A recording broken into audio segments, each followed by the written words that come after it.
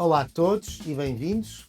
Estamos aqui reunidos para mais um Step Talks, este podcast sobre tecnologia, internacionalização, empreendedorismo, liderança, e temos hoje aqui um convidado especial, Dani Moraes, que vem-nos falar sobre Agent AI, Agentic AI, Conversational AI. Conversational AI. Muito bem, antes de mais, gostávamos de ouvir um bocadinho também aqui da tua história, deste teu percurso até chegares aqui a este ponto incrível, não é? Que estás aqui a navegar a onda eh, num- nesta questão do AI.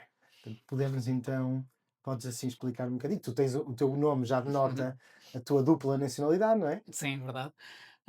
Sim, eu tenho essa particularidade da dupla nacionalidade, embora seja português, mas tenho nascido no Canadá. Isso também abriu aqui, em alguns aspectos, âmbito de trabalho com outras geografias, mas não é tanto o tema aqui.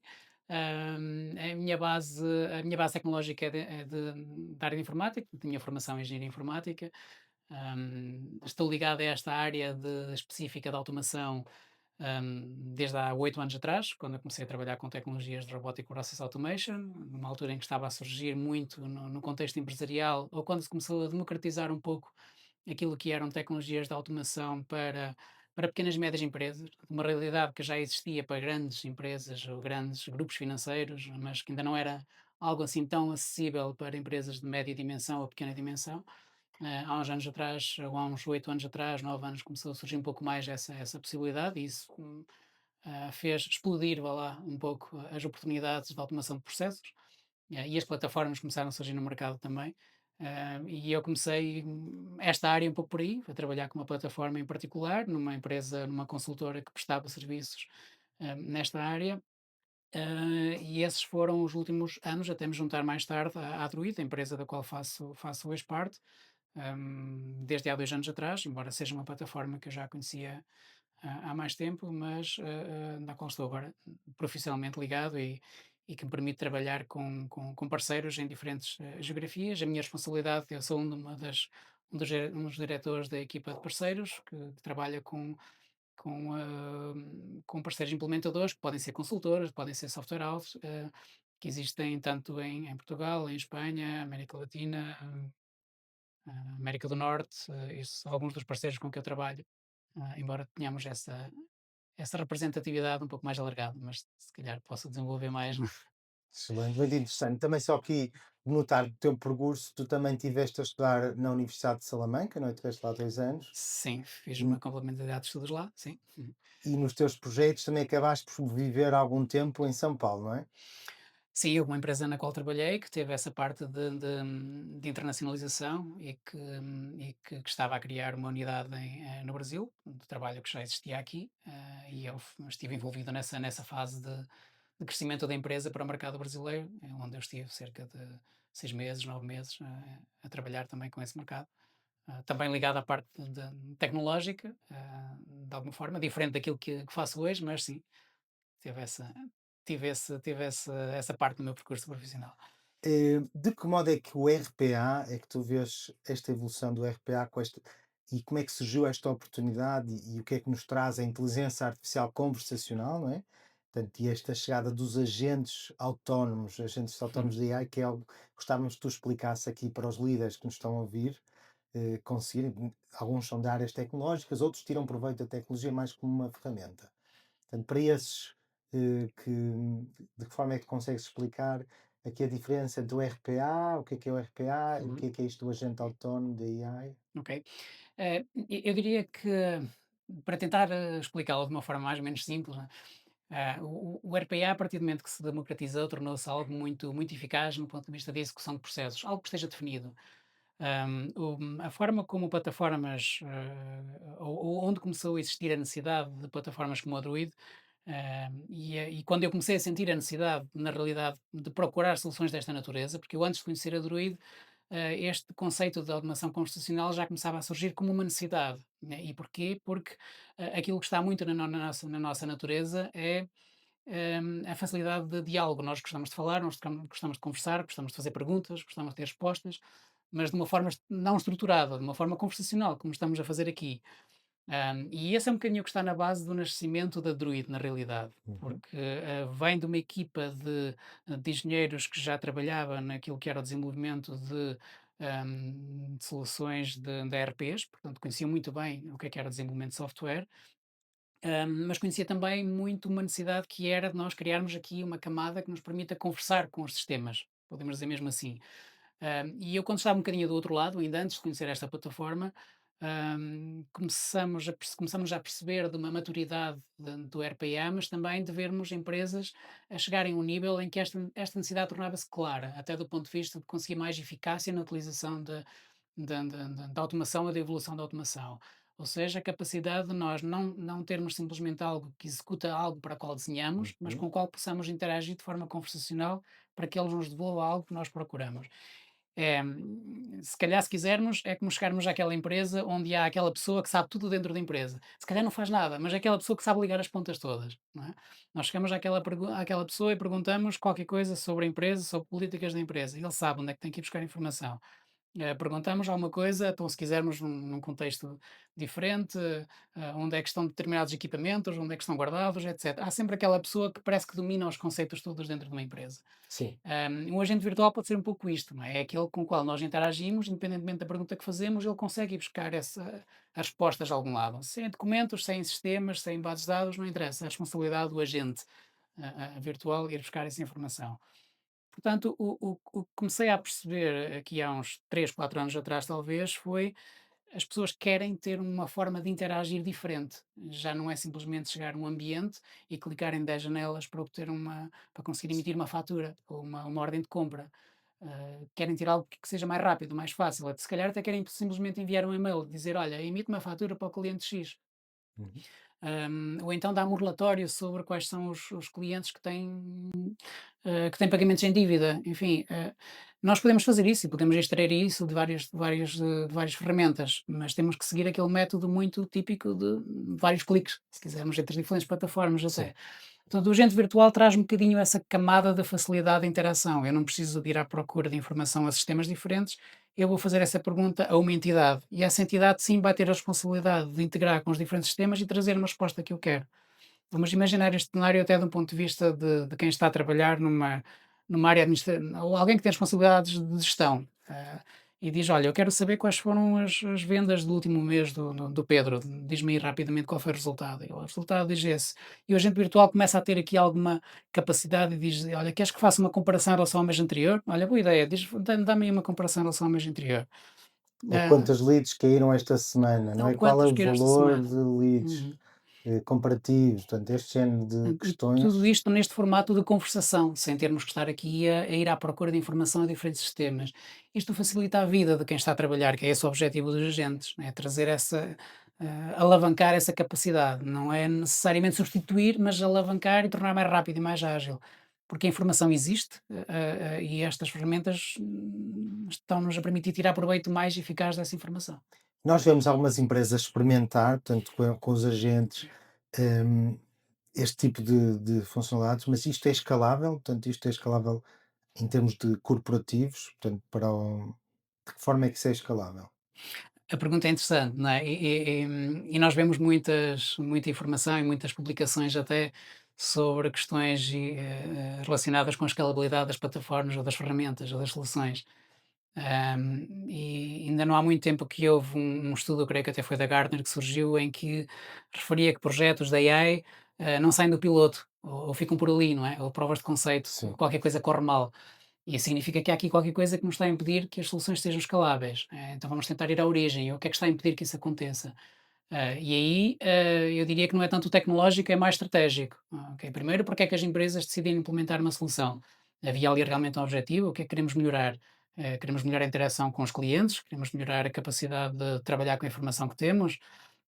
Queremos ficar mais competitivos ou queremos simplesmente acompanhar a onda tecnológica, não é? Certo. Quando a decisão é apenas acompanhar a onda tecnológica, significa que não temos propriamente um objetivo. Então, isso, se calhar, até fazemos um projeto interessante, mas depois falha aí, não é? Como é que isto escala? Não há estratégia de uma Sim, base. não havendo visão, não havendo estratégia, os objetivos não estarem definidos onde é que se propomos chegar, acaba-se por fazer ali uma experiência, ganhar alguma capacidade, alguns skills, mas não ser algo com consequência, é? exatamente. Ou seja, aí a questão é muito menos tecnológica, porque do ponto de vista tecnológico eu posso falar aqui com um pouco de propriedade, porque na realidade nós temos mais de 400 clientes a nível global e não são pequenos, médios e muito grandes clientes, não é?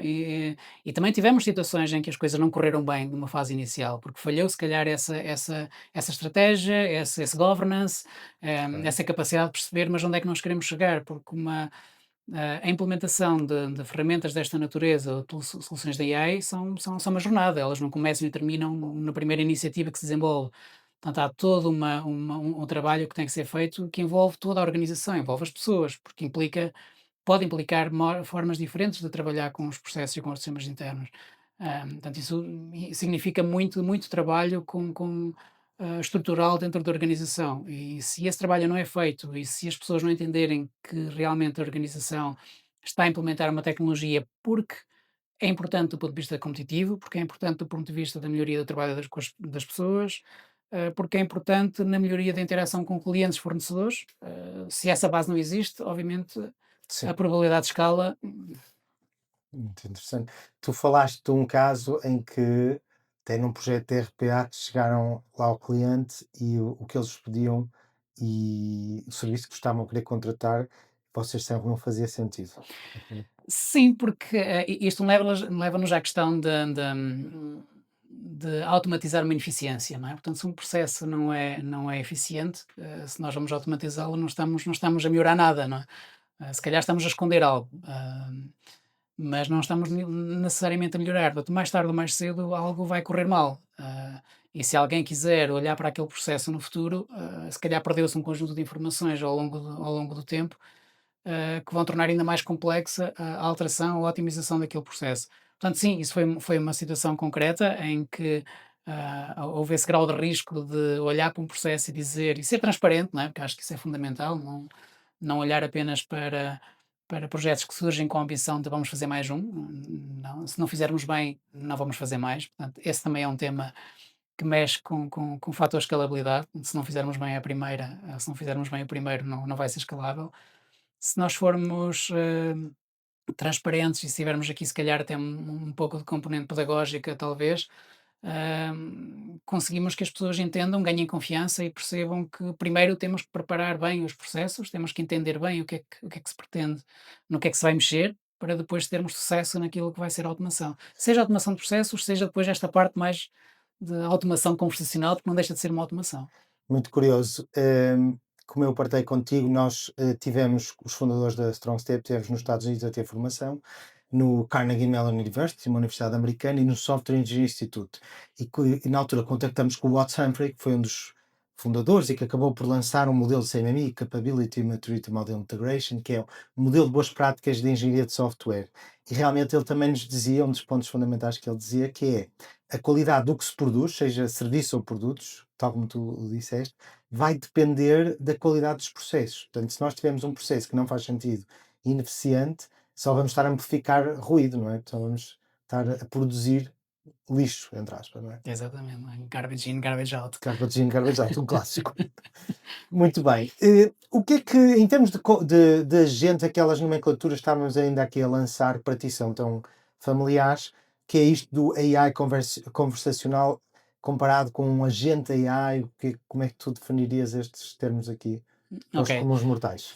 Hum, o AI conversacional foi um bocadinho a base ou esta componente de evolução daquilo que era a automação de processos e nós criarmos esta capacidade de conversação com uma entidade, com um agente, em diferentes canais, que esse é o desafio seguinte, não é? Nós, Sim. ainda existe um bocadinho uma tendência, embora ela esteja a desaparecer, confesso, de comparação daquilo que se faz hoje com estes agentes virtuais, com chatbots, que aliás, chatbots é a palavra proibida dentro da nossa empresa, não é? Nós não podemos falar em chatbots e se alguém nos pergunta qualquer coisa sobre chatbots, nós temos que mostrar que ficamos um pouco ofendidos com isso.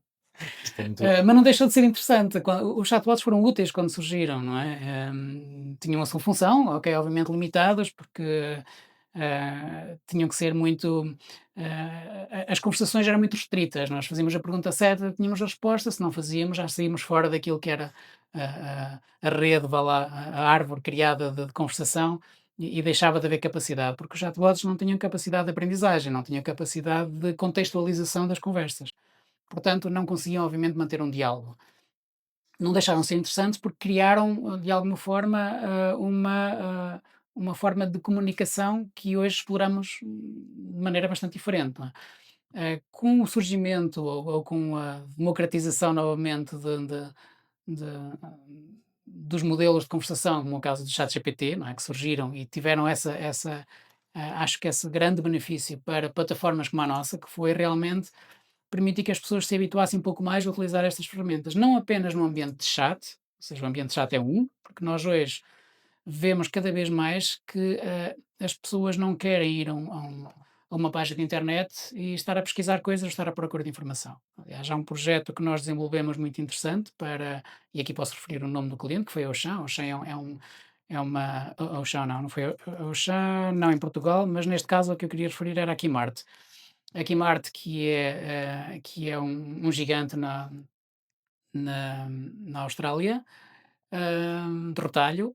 Sim, Um dos projetos que eles quiseram e que têm implementado é a possibilidade de alguém que vai ao site da Kmart tenha um tratamento quase como quando nós vamos a uma loja. Quando nós vamos a uma loja de roupa ou uma loja em que alguém nos conhece, nós temos um tratamento muito personalizado. sim. A pessoa chega lá e diz: Olha, então Pedro, estás cá novamente, tudo bem? Gostaste da camisa que compraste? O que é que estás cá a fazer? E se nós tivermos um agente que nos permita fazer esta interação, e o desafio no caso da Kmart foi um Uhum. pouco este, que é, olha, nem sei muito bem, eu vou para uma festa, mas não sei muito bem o que é preciso comprar roupa, mas não sei muito bem o quê. E o agente virtual, como tem esta informação até de histórico de compras e associado à parte de marketing também, e aquilo que a empresa quer vender, portanto, há todo este aspecto, e até diz, olha, Pedro, o que é que procuras? Algo mais formal ou algo mais informal? Olha, eu gostava de algo informal. Olha, algo informal, temos aqui estes três tipos de camisas. Tens preferência pela cor? Não tenho, eu tenho a vermelha. Então gostas com. À medida que esta conversação vai aparecendo, vão surgindo as opções de compra para ele ir escolhendo. Ele diz: Olha, gosto desta camisa. Olha, qual é a medida? Olha, tendo em conta o teu histórico, é esta. Se for alguém que está a comprar pela primeira vez, dá-nos determinados dados para nós te indicarmos qual é a medida adequada. Olha, se calhar para ti é um M, Isso faça os parece dados um nos sonho. francês. Portanto, tudo isto é possível e no final, olha, então já que estás a comprar uma camisa, se calhar também queres uns sapatos, também temos aqui. Portanto, Um bundlezito. quando estamos a falar de conversação, é isto que nós estamos aqui a tratar, é esta capacidade de, do lado do cliente, conseguir interagir com uma entidade que tem esta possibilidade de ir buscar informação que eu estou à procura, sem eu ter que andar à procura de agora quero uns sapatos, vou carregar no link do calçado, agora quero uma camisa, vou carregar no link, ou vou fazer pesquisa. E agora, olha, até gosto deste, parece que não tem stock. Pronto, ou seja, estas coisas que demoram e geram alguma Sim, chato. frustração, ah, faz com que aquilo que seja a capacidade de venda também diminua. Portanto, por um lado, a empresa procura ganhar capacidade de venda Uhum. mais rápida, mais eficaz, mas por outro lado, fazê-lo de forma a que o cliente fique satisfeito. Portanto, acaba por ser um ganho dos dois lados. Temos alguns Ah, clientes que seria útil tu implementares isso. Pois não Tiveram depende. no mesmo evento que tu Hum, tiveste na semana passada. ok. Muito bem. Associado a isto, a componente da linguagem também, porque nós hoje não. É perfeitamente normal interagirmos com um assistente virtual por texto ou voz, em diferentes idiomas. E já não existe, ou já não deveria existir, aquela ideia de nós ligarmos para algum lado e temos que escolher qual é a opção para falarmos. Olha, se queres falar em português, carrega um, se queres falar em inglês, carrega dois. Não, os agentes virtuais hoje não funcionam assim. Quando nós começamos a falar em português, ele responde em português. Se começarmos a falar inglês no meio da conversa, ele vai responder em inglês. Portanto, não vamos estar a escolher o idioma. E os agentes virtuais têm esta capacidade de multi-idioma. E estamos a falar em mais de 70 idiomas possíveis neste formato de interação. Portanto, a vossa plataforma já permite 70 Sim, idiomas. sim, Espetacular. sim, sim. Hum, não, sem dizer nomes, assim um projeto que tenha sido especialmente interessante e tu tenhas visto resultados práticos, tu tenhas chegado ao fim do projeto, ou ainda estejas também, eventualmente, e tenhas dito, não, isto realmente é brutal. Tens assim algum exemplo que venha assim, top of mind, de repente? Podes ir pensando nisso, cara, eu vou Sim, fazendo vou aqui outras pensando. Há perguntas. esse em particular que eu referi. Há um que eu acho que foi extremamente interessante, que foi implementado num cliente que estava relacionado com a parte de análise de contratos. E esse achei extremamente interessante, porque nunca tinha visto um projeto dessa natureza. em que estamos a falar de um grande volume de informação, em que há um contrato que é redigido, que tem a complexidade, tem um contrato e que é enviado por um cliente para ser revisto, é devolvido por alguma razão e há a capacidade do agente virtual de verificar se houve alterações no contrato e se houve, quais foram. Quando estamos a olhar para um ou dois contratos, parece trivial, mas quando estamos a olhar para centenas de documentos que nos possam passar pela frente, isto pode assumir um grau de complexidade interessante. Portanto, ter um agente virtual que tenha a capacidade de, olha, chegou aqui este contrato revisto, mas atenção que houve uma alteração na linha B, C e D e a alteração foi esta, aceitas a alteração ou queres que devolva a dizer que esta alteração não é aceita? A interação de quem está a fazer a análise não é estar ao de voltas do documento, a olhar e à procura, é simplesmente ver, ok, olha, estas alterações, bom, tudo bem, vou aceitar esta, não vou aceitar esta, esta em vez de aceitar vou sugerir esta pequena alteração, e isto agiliza imenso. Esse foi um outro projeto que eu acho que foi extremamente interessante, foi de um assistente virtual para apoio a um departamento de compras. Boa, isso Hum, está quase a entrar aqui no nosso é? próximo tópico, que Ah, é ok, a revolução no shared service. Portanto, tem a ok. ver com esta questão de quando centralizamos um determinado tipo de serviço, pode ser compras, Uhum. pode ser RH, pode ser financeiro, portanto, numa empresa com várias localizações, cada vez mais queremos economia de escala. Se calhar esse exemplo até vai falar um bocadinho dessa questão. Sim, sim, Como é terei que. talvez 2 exemplos. Ok. Esse primeiro, que eu estava a referir, é de um agente virtual que tem esta capacidade. Eu sou responsável de compras e em algum momento quero fazer um lançamento de um pedido de compra de um determinado produto, que é um produto que habitualmente eu até uso, e dou instruções ao agente virtual: "Olha, contacta os fornecedores e obtém cotações", e ele interage com o sistema interno da organização, faz o pedido de cotações para aquele produto. Até aí nada de muito extraordinário, mas a partir do momento que começa a receber as cotações, começa a compará-las e começa até a avaliar histórico e diz: "Olha, do fornecedor A, enviaste-me este produto, mas o preço unitário que me estás a apresentar é 90 euros, mas há 2 meses atrás era 85, porque é que aumentaste?" E ele devolve: "Ok, então se calhar faço um desconto", então: "Não, não faço um desconto". Então ele faz a comparação entre os vários e, se for possível, até toma uma decisão de, fazer uma shortlist e informar o responsável de compras: "Olha, tenho aqui a shortlist dos 3 fornecedores que fazem melhor preço, portanto agora toma a decisão final", e a pessoa diz: "Olha, então eu quero escolher o fornecedor A", pode gerar a ordem de compra. Achei que é interessante porque isto é um assistente, este é o conceito, quando há pouco me estavas a falar das diferentes tecnologias que vão surgindo, este é o típico conceito de um agent assist, ou de um assistente, virtual que está ali um bocadinho ao lado, a dar apoio àquilo que é a atividade profissional que eu estou a desenvolver, né. É curioso, isso lembra-me aqui quase em jeito de anedota, estava no outro dia a conversa com o pró-reitor de uma universidade portuguesa e ele estava a dizer que qualquer dia nós, para processarmos a quantidade de e-mails que temos, temos de ter um agente, não é? Porque é tanta quantidade e queremos que peguem no, olha, quais é que interessam, quais são os prioritários, o que é que esta pessoa está a falar, tem alguma decisão para tomar neste, que e-mails é que tem action points para mim, não é? E ele, em jeito de anedota, quase de piada, disse também que as entidades, não é, os ChatGPTs e estas entidades também que oferecem agentes ou outro tipo de AI, que no fundo, ao fim de X meses que a pessoa se habitua àquilo, depois, se quiser voltar atrás, aquilo é quase blackmail, porque a pessoa de repente conseguia processar 200 e-mails por dia ou 500 e de repente volta a só conseguir processar os seus 100 e a sua caixa de e-mail ali a aumentar e diz: Não, não, rapidamente eu quero voltar para aquilo porque eu preciso de alguém que me trate de meu assistente virtual para me tratar os e-mails. Não é? Já há muito tempo, não sei se conhece o Tim Ferriss, o 5 Hours Work Week, que é muito curioso, um podcaster que fala de a semana de trabalho de 5 horas Uhum. e de como é que ele contratou uma agente virtual e depois uma série de coisas que ele fez para libertar toda a burocracia e tornar o mais limpo possível a sua empresa, que era só ele, curiosamente. Mas, Sim, eu diria que esse tipo de soluções existem já bastante bem desenvolvidas. Eu estive envolvido num projeto há pouco tempo para uma empresa logística na América Latina que tinha este problema, que nos foi apresentado este problema. O projeto ainda não avançou de uma fase demonstrativa, nós demonstramos que é possível, eles agora estão a analisar se vão avançar, mas estamos a falar de uma empresa logística que tem cerca de 700 distribuidores diferentes. E o problema que eles tinham era, recebiam por e-mail aquilo que eram os comprovativos de entrega. Então, um desses distribuidores faz entrega de um produto, e envia esse comprovativo, que é validado, e depois, na sequência, há de ser enviada uma faturação. Portanto, há ali uma análise manual muito grande, que é de todos aqueles e-mails que são recebidos, verificar o anexo do documento, verificar se a data corresponde àquilo que era suposto. Ora, a entrega era para ser feita no dia 20. Será que foi feita no dia 20?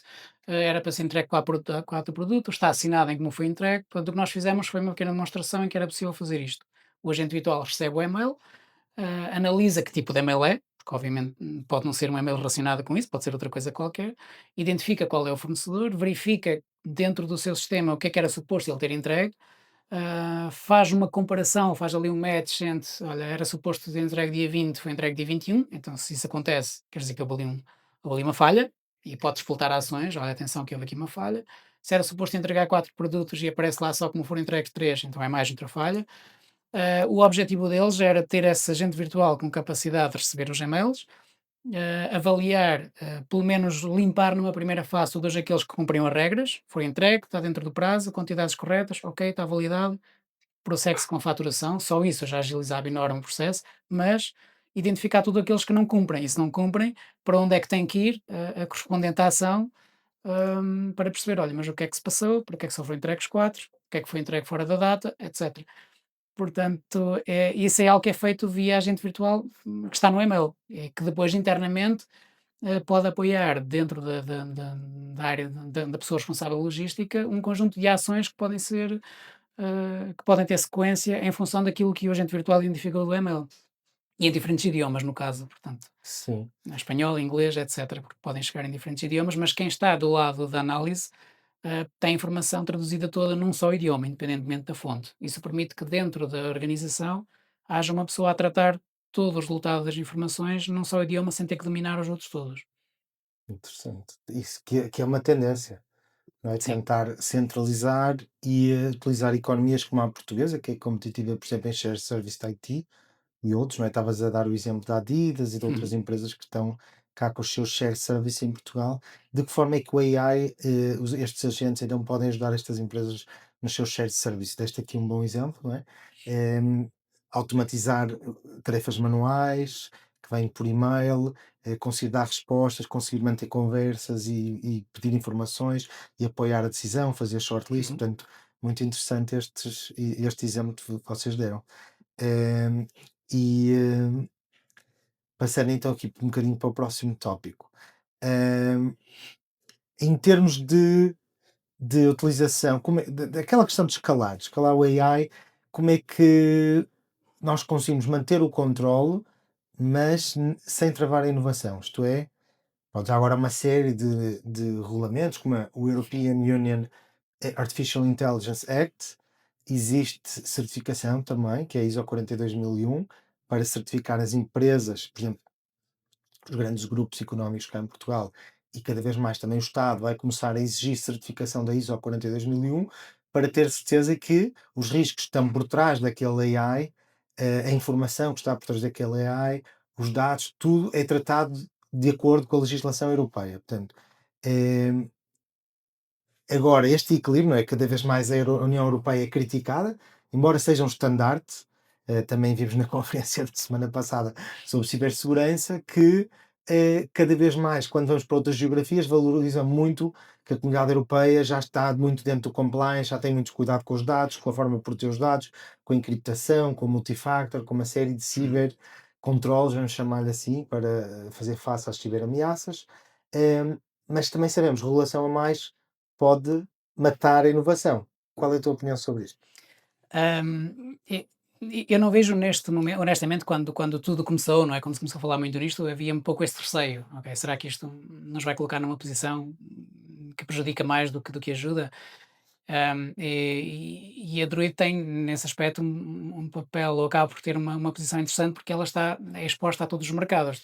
Trabalhamos com o mercado americano, mercado europeu, mercado asiático, portanto está sujeito um bocadinho a todas as regulações de tudo quanto é diferentes exigências. Contudo, não vemos, aliás, vemos isto como sendo algo que nos beneficia imenso, porque parece-nos extremamente arriscado já para não dizer completamente imprudente, que uma empresa implemente qualquer ferramenta da AI, uma plataforma, sem que lhe seja assegurada condições como rastreabilidade de informação, a capacidade de ter aqui o human in the loop, se quisermos, para validar a informação e, acima de tudo, perceber como é que tudo está a acontecer.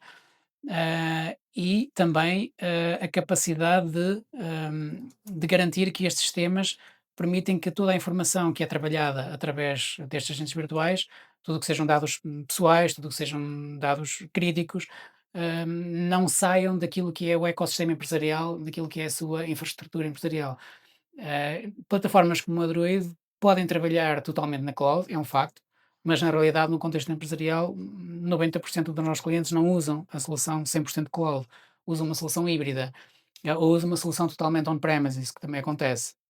Embora essa acarrete outro tipo de custos, porque é preciso ter infraestrutura para suportar uma plataforma. Uma solução híbrida, que está acessível a pequenas e médias empresas, significa que uma plataforma como a nossa pode simplesmente ter uma ligação com aquilo que é a infraestrutura onde os dados estão, e esses são a responsabilidade do cliente e nunca saem de lá, e toda a informação que é transitada esteja encriptada nos dois sentidos e nunca fica residente fora do ecossistema empresarial, ou seja, nunca nada fica na cloud. Por outro lado, quando nós utilizamos modelos generativos, e este é, Portanto, os dados, nesse caso híbrido, ficam sempre dentro ficam sempre do lado das do cliente. instâncias do cliente, que Uhum. possam ser cloud ou possam ser físicas, não é? Sim, sim. Ok. Sim, o cliente pode ter a sua própria instância Data Azure center ou ou data center, Azure, mas ambos. é o seu ecossistema e não externo. Portanto, nunca perde o controle, nunca perde o domínio, mesmo do ponto de vista de histórico, de conversações, tudo isso fica em bases de dados do cliente e não fora desse ecossistema. Outro aspecto fundamental é a informação que é trabalhada nesse contexto não ser Uhum. usada para treinar modelos externos. Portanto, nós não utilizamos modelos externos ou informação das organizações para treinar modelos externos. Sim, eu tive para contar esta história no outro dia na conferência, e realmente houve um escândalo que foi uma pessoa em Portugal que lhe pediram dentro da sua agência de tradução para traduzir um livro de uma língua para outra, e depois mais à frente descobriram que o modelo, o do livro que estava no ChatGPT, por perguntas e respostas, quem tinha contratado o serviço descobriu, portanto, foi um escândalo enorme, pediram uma pessoa para fazer um trabalho e ela foi usar um modelo público, onde partilhou todo o livro. Portanto, toda a propriedade intelectual ficou perdida, vamos chamar assim, não é? Pois, este é uma. Eu julgo que estamos a atravessar uma fase agora de maior maturidade, porque há uns meses atrás, há um ano atrás, era um pouco assustador porque era difícil ter esta conversa, era difícil as pessoas entenderem que trabalhar com modelos pré-treinados não é propriamente algo que faça sentido em contexto empresarial. E desde situações de empresas que enviavam relatórios para um chat GPT para darem resumos, e se quisermos entrar em relatórios médicos ou coisas do género, em que se calhar numa primeira fase as pessoas ficavam contentes e diziam: "Epá, fantástico, isto até me diz-me aquilo que quero", não é? Mas eu insisto neste aspecto que acho que é fundamental, modelo pré-treinado, significa que ele foi pré-treinado com informação que nós não controlamos e que desconhecemos e que está fora daquilo que é o contexto empresarial, do vertical em que trabalhamos. Isto não são soluções empresariais, Sim, são sim. soluções. E que ela já tem as suas próprias influências, muitas vezes até políticas, não é? Uhum, Se abrimos o Grok exatamente. e começarmos a perguntar sobre líderes europeus, as respostas são completamente influenciadas e usa muitas referências, por exemplo, ao X. Está sempre, claro, vem da mesma pessoa, do Elon Musk, não Uhum. é? Portanto, faz muitas referências ao X. E sim, fala um bocadinho mais sobre este aspecto, é muito interessante, do perigo de usar modelos pré-treinados em ambientes empresariais. Eu diria que há muitos exemplos públicos de coisas que aconteceram, não é? Desde hum, Relatórios. olha, pegando na Air Canadá, isto por Ok. falar na questão, que teve um exemplo que foi publicado, acho que foi ano passado, ou há 2 anos talvez, que foi um agente virtual que eles montaram num modelo destes abertos que ofereceu um desconto que não existia, não é? Portanto, ou seja, a situação foi para tribunal, e por muito que a Air Canadá dissesse: "Não, mas aquilo é um agente virtual", se bem me recordo, da última vez que eu li sobre isto, o tribunal deu razão ao cliente. O cliente interagiu com uma entidade e ele não tem que se preocupar em saber se a entidade é um agente virtual ou se é uma pessoa. Alguém lhe deu a informação que foi errada. E a empresa foi prejudicada por isso. Portanto, quando estamos a trabalhar modelos abertos, corremos riscos gigantescos desta natureza, porque não sabemos o que é que pode ser o resultado da conversação. Para além das alucinações, não é? para além das utilizações. Os Que modelos é outra generativos, questão. e eu acho que só para deixar aqui um pouco claro, o modelo generativo é apenas uma peça dentro daquilo que é uma plataforma de automação conversacional. É apenas uma, que está lá, faz a sua função, ótimo. Mas não nos podemos basear apenas num modelo de linguagem como sendo a solução única para fazer aquilo que nós pretendemos. E isto leva a outro aspecto importante que é quando estamos num contexto empresarial, vamos sempre interagir com muitas fontes diferentes. E essas fontes podem ser informações estruturadas, podem ser documentos, podem ser políticas da empresa, se quisermos, podem ser bases de dados, podem ser sistemas, pode ser algo que está em SAP, em Primavera, em PHC, ou o que seja. Portanto, pode haver muitas origens diferentes e a função destas plataformas é ter a capacidade de ligar com tudo isto, servir de camada agnóstica dessas diferentes tecnologias e poder prestar aquilo que é a informação que está a ser solicitada num determinado contexto. Nós vemos cada vez mais, porque este é outro aspecto que está relacionado com a escalabilidade, que acho que esse tema surgiu no início, mas vai-nos acompanhar Exato. até ao fim, porque eh, cada ferramenta está a criar o seu próprio agente de AI na prática, não é? A Microsoft tem agentes de AI, a SAP tem agentes de AI, a Salesforce tem agentes de AI, todos têm ali uma camada naquilo que é a sua aplicação. E tudo certo nesse aspecto, não é? Mas o que é que isto vai levar a que em muitos casos, a que as organizações acabam por ter uma proliferação de tecnologias dentro do seu ecossistema, em vez de terem algo que une tudo. Claro que eu estou aqui a fazer um bocadinho de publicidade daquilo que diferencia plataformas de conversação. Mas é muito importante que relatórios como um que surgiu este ano da Gartner, em que depois de terem feito um trabalho exaustivo sobre quais eram as plataformas conversacionais com efetiva capacidade de entrega, a nível global, só 13 entraram no quadrante da Gartner. 13 foi? E Nós, vocês estão obviamente, nesse. somos uma delas e é o primeiro ano que nós aparecemos como challenger Parabéns. dentro do quadrante da Gartner. Obrigado. Portanto, E, vocês e têm tem tido um muito. crescimento também exponencial, não é, nos últimos anos e Uhum. prevêem também esse crescimento este ano, não é? Em termos de volume, por Sim, sim. falar, portanto, e isso também é um desafio em si, não é? Esse crescimento da É, claro que equipa. sim, claro que sim. Não tanto da equipa, mas do ecossistema de parceiros com que trabalhamos.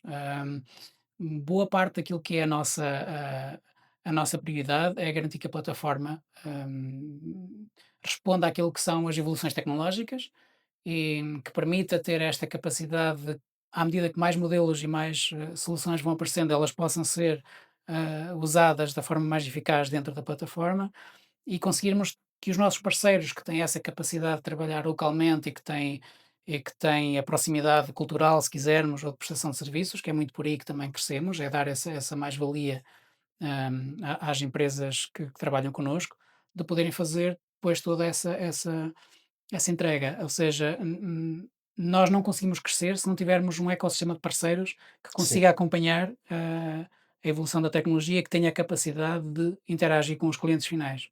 Ok, então eu pedia-te agora, por uns minutos, que te pusesses no chapéu de um líder de uma PME, portanto, PME Inovação, PME Excelência, Uhum. as empresas Cotec portuguesas, e que quer dar passos neste sentido, e usar, no fundo, o AI como um motor estratégico.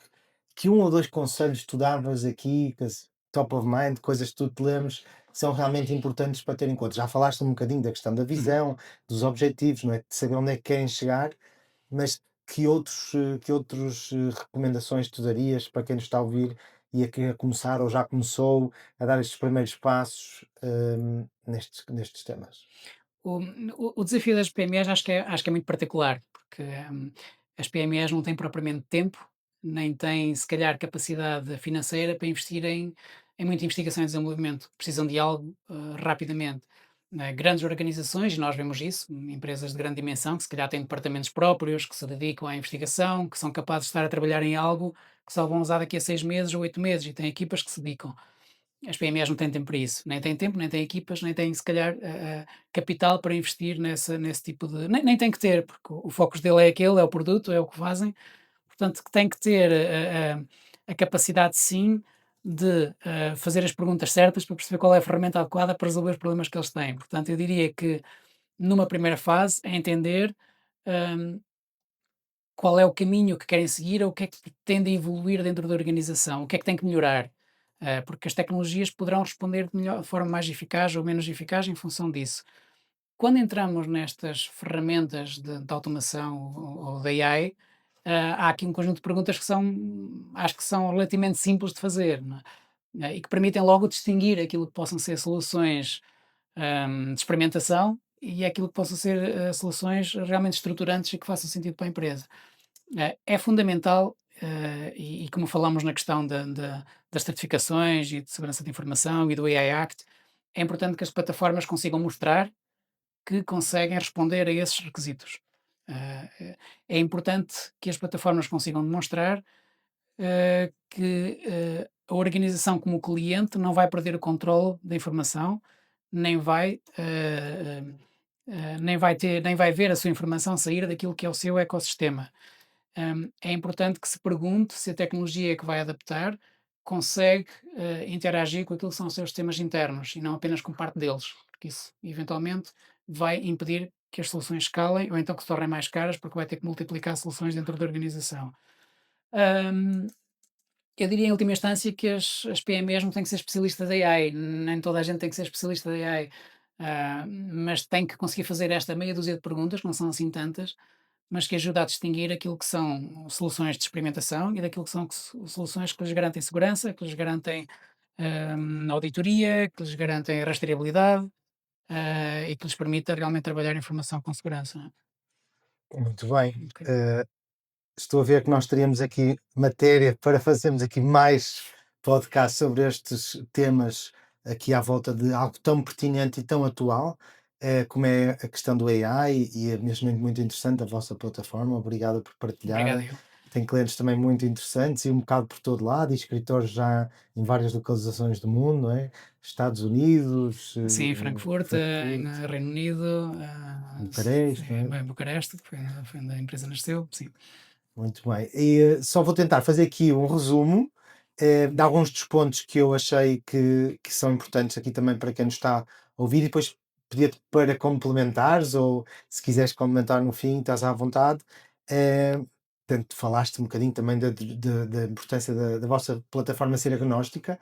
Portanto, isto é bom, o PME, o decisor, o líder, poder usar várias tecnologias, não é? Poderes ligar um SAP, um Microsoft, ou se estivesse em França, lá está, a Mistral, Uhum, e ter essas várias camadas, portanto, poder usar vários AIs generativos, portanto, esta multiplataforma e interoperacionalidade é algo muito importante, não é?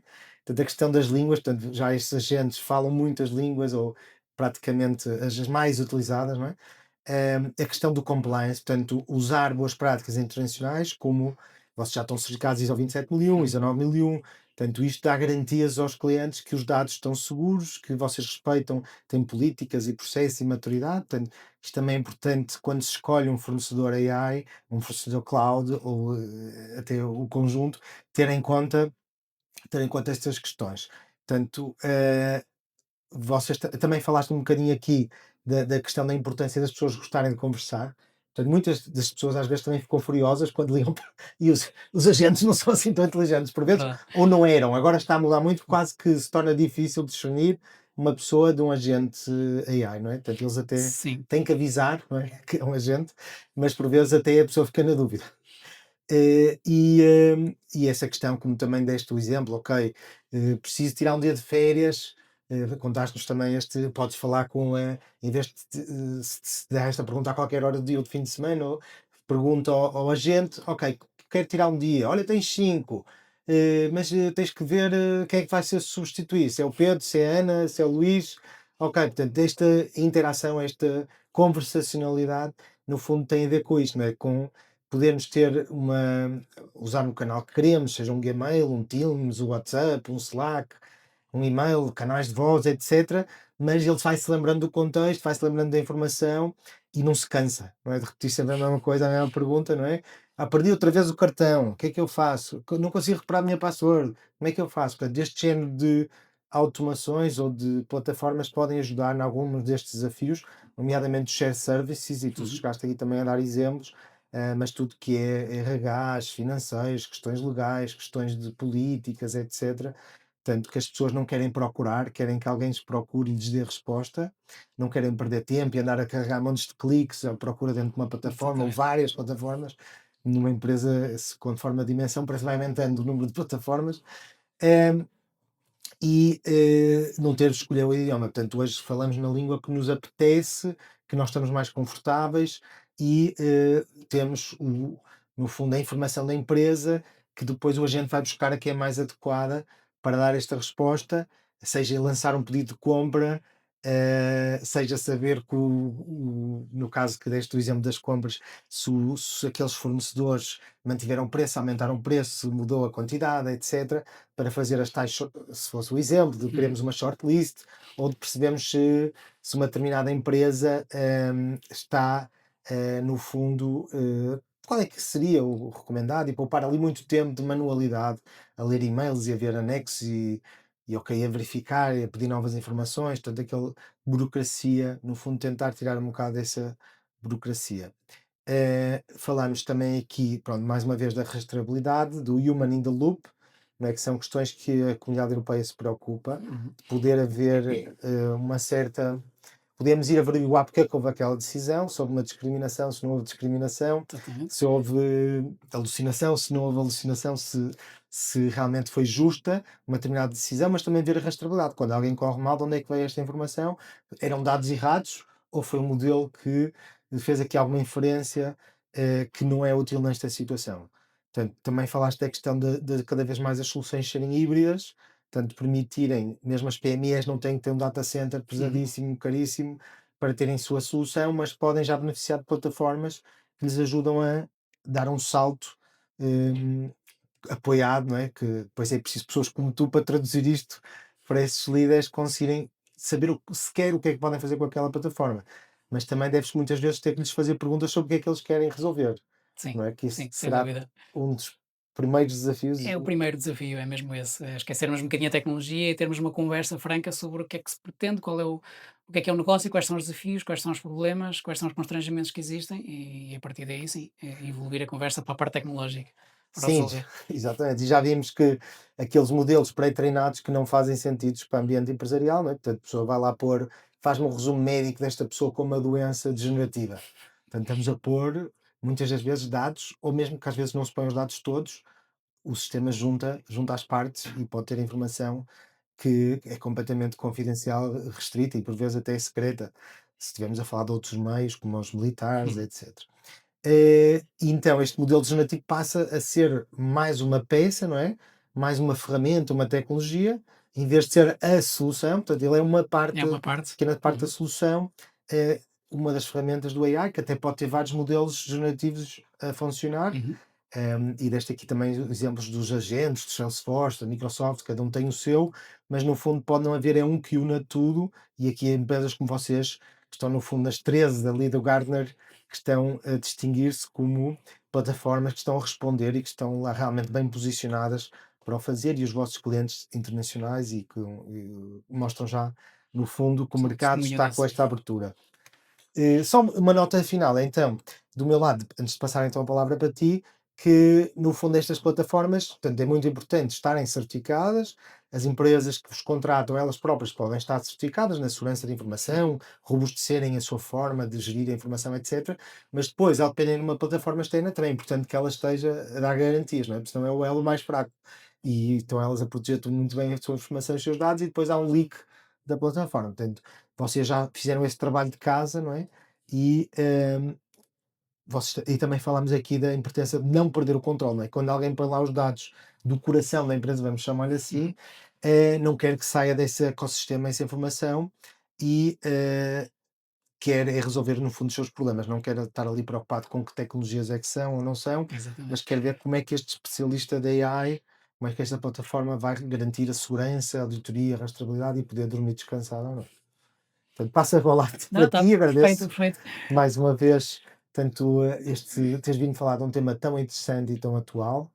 Muito obrigado. Eu é que agradeço a oportunidade, é sempre entusiasmante falar destes temas, por isso, agradeço.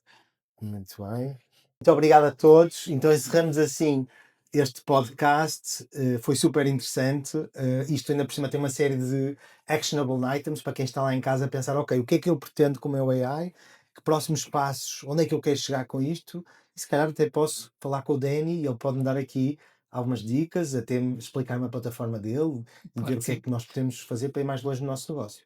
Com todo o gosto, claro que sim. Obrigado mais uma vez. Muito obrigado.